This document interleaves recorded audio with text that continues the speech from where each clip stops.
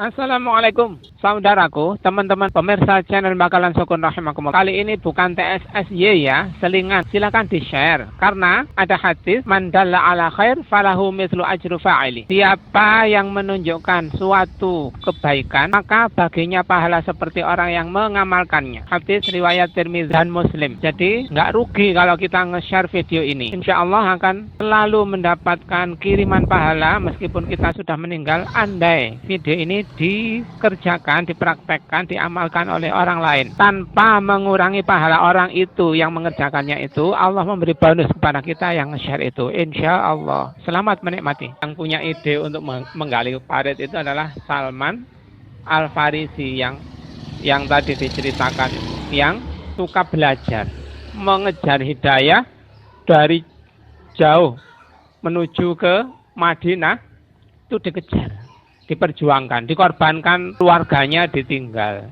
yang dicintai ditinggal, harta atau rumahnya atau macam-macam komunitas yang beliau ada di yang sekarang namanya Iran itu ya, jauh ke Madinah, ditinggalkan. Kenapa kok begitu? Karena punya mujahadah, kerja keras untuk mendapatkan hidayah. Hidayah itu harus dicari, harus diperjuangkan. Nah, perjuangannya Salman itu begitu. Kalau di surat Al-Ankabut 69 itu ya. A'udzubillahi minasyaitonirrajim. Walladzina jahadu fina lanahdiyannahum subulana wa innallaha lama'al muhsinin. Walladzina, dan orang-orang jahadu yang berjihad atau bersungguh-sungguh fina, di jalan kami atau dalam rangka mencari ridha kami, lanahdiyannahum, sungguh kami berikan petunjuk bagi mereka, subulana, mengarungi atau menjalani jalan-jalan kami. Wa innallaha, dan sesungguhnya Allah, lama'a, sungguh bersama al-muhsinina, orang-orang yang berbuat kebaikan. Jihad, bersungguh-sungguh untuk mengejar hidayah.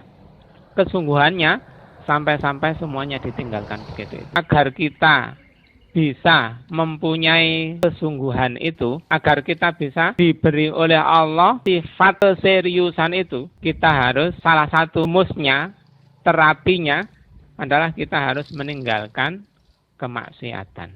Dan meninggalkan kemaksiatan itu akan mendatangkan pertolongan dari Allah, akan mendatangkan taufik, diberi kemudahan oleh Allah untuk mendapatkan atau untuk menjalankan suatu kebaikan. Dalam kesempatan ini saya ingin menyampaikan 10 akibat kemaksiatan. Ada 10 akibat kalau kita bermaksiat kepada Allah. Yang pertama, terhalangi dari ilmu.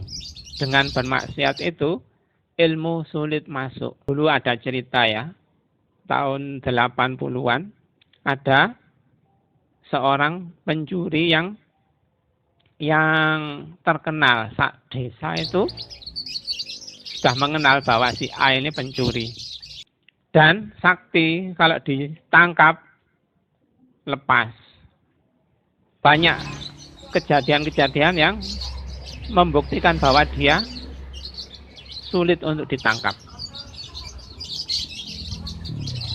Ternyata anaknya itu kalau diajari ngaji, kan ngajinya ke tetangganya itu ya, diajari ngaji sulit. Untuk membenarkan tajwidnya itu loh, sulit. Ya karena makanan yang dimakan itu ya dari hasil mencuri ayahnya itu. Terhalang dari ilmu. Kalau kita umpama suka ngerasani umpamanya, kebiasaannya suka ngerasani, tapi ternyata dampaknya lain, bukan hanya dibenci orang, bukan hanya dibenci bolone sing dirasani itu tadi, tetapi dihukum oleh Allah pada hal yang lain, yaitu sulit untuk mendapatkan ilmu. Apa sih ilmu itu? Innamal alim man amila bima alima wa wafaqa ilmuhu amalahu. Alim itu yang mempraktekkan pengetahuannya dan setiap tindak tanduknya disepakati ilmu. Nah, sulit untuk mendapatkan ilmu. Nah, ilmu sudah tahu, kadang-kadang sudah tahu, tapi ogah untuk menjalankannya. Tahu kalau qobliyah subuh itu pahalanya lebih besar, lebih berharga daripada seluruh isi dunia, tapi ogah menjalankannya. Itu namanya sulit untuk mendapatkan ilmu. Nah, kenapa kok wegah-wegahan itu tadi? Menjalankan yang sunnah-sunnah ogah-ogahan. Oh, atasi sunnah aja. Oh, atasi makruh aja kok. Dilanggar aja, nggak apa-apa. Nah, kenapa kok begitu itu? Karena kebiasaan yang lain suka bermaksiat. Nah, kemaksiatan itu mengundang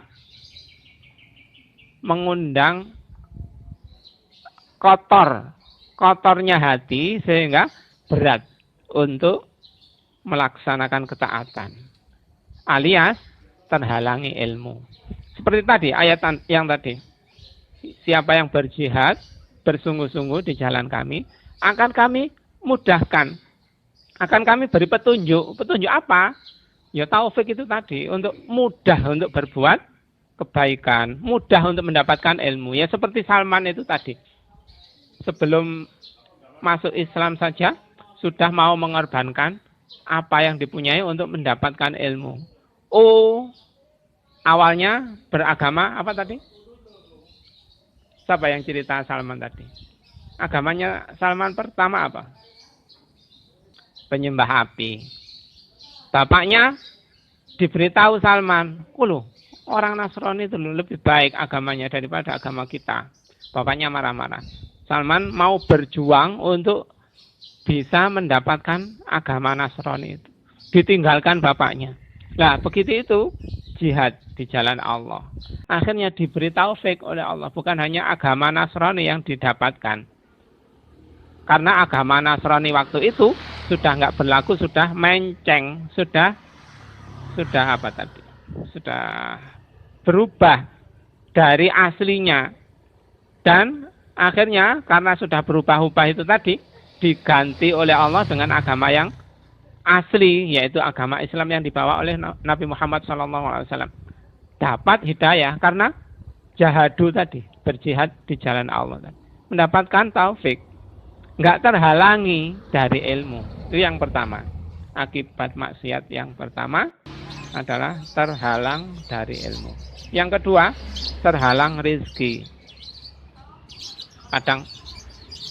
Kadang gajinya banyak, jadi pegawai negeri gajinya cukup, walaupun nggak banyak cukup, sakjane cukup, tapi kok ongso-ongso, kok nelongso, kok sambat.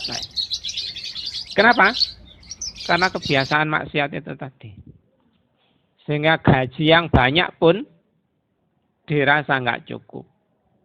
Gaji yang banyak pun pengeluarannya, kebutuhannya lebih banyak daripada gajinya. Sementara orang yang lain yang taat, gaji sedikit atau penghasilan sedikit, kok cukup, kok neriman, kok hidupnya tenang, nyaman, nyantai. Ya karena nggak maksiat itu tadi, sehingga salah satu bentuk kemaksiatan itu kan nelongso. Nelongso itu, mengeluh itu suatu kemaksiatan. Nah, kalau nggak maksiat, dia akan merasakan nikmatnya mendapatkan rezeki, meskipun rezeki yang didapatkan itu sedikit. Dia akan nyaman. Karena dihiasi, dalam kehidupannya itu dihiasi. Salah satu lawan dari kemaksiatan itu adalah orang yang sering berzikir. Ala bizikrillahi tatma'innul qulub. Ketahuilah, sesungguhnya dengan zikir kepada Allah itu menenteramkan hati. Nah, kalau nggak maksiat, dia akan ingat kepada Allah. Dia akan banyak mendapatkan ilmu. Salah satu bentuk ilmunya itu adalah kalau orang yang berilmu itu sering-sering ingat Allah. Dengan ingat Allah itu tentram hatinya. Nah, itu tadi. Yang nggak ingat Allah, yang bermaksiat, terhalang rezekinya. Yang ketiga, keterasingan antara dia dan Allah. Dia asing di Allah. Dia nggak mengenal Allah. Allah juga nggak seberapa mau menyayangi dia. Kayak nggak kenal. Orang yang nggak kenal kan nggak direken ya. Biasanya kalau nggak kenal, kalau saya jatuh di sekeliling kita nggak kenal saya, biasanya kadang-kadang nggak ngereken, saya ditolong nggak kenal, nggak sungkan. Tapi kalau seorang ulama besar, eset, dikerumuni, murid-muridnya yang sangat setia, murid-muridnya yang sangat mengagumi atau mencintai, preset langsung ditampani atau ditolong oleh murid-muridnya itu tadi. Nah, itu namanya nggak terasing, dikepung cintaan. Nah, yang ngepung itu rahmatnya Allah. Kalau orang yang nggak terasing dari Allah itu dikepung rahmatnya Allah, dikepung kasih dan sayangnya Allah. Kalau asing dari Allah, dia nggak seberapa mengenal Allah, Allah juga nggak seberapa ngereken, ya rahmatnya nggak melingkupi dia. Sehingga dengan asing itu jiwanya hampa. Darene wong sepian dalam keramaian. Dia hidup di keramaian, tapi jiwanya sepi, hatinya sepi, hatinya nggak gembira, hatinya sedih, susah, gelisah. Kenapa? Dia asing dari Allah. Nah, orang yang bermaksiat akan asing, akan kurang mengenal Allah. Yang keempat, urusannya menjadi sulit. Orang yang bermaksiat, urusannya menjadi sulit. Mau ngelamar pekerjaan, banyak yang tolak. Oleh utang-utangan, banyak yang nggak percaya. Ternyata tak jane punya uang yang mau dipinjem, ternyata yang punya uang itu nggak duwe, nggak punya uang. Padahal alasan utamanya karena dia enggan nolong itu, enggan nolong orang yang mau berhutang itu tadi. Urusannya sulit akibat dari kemaksiatan.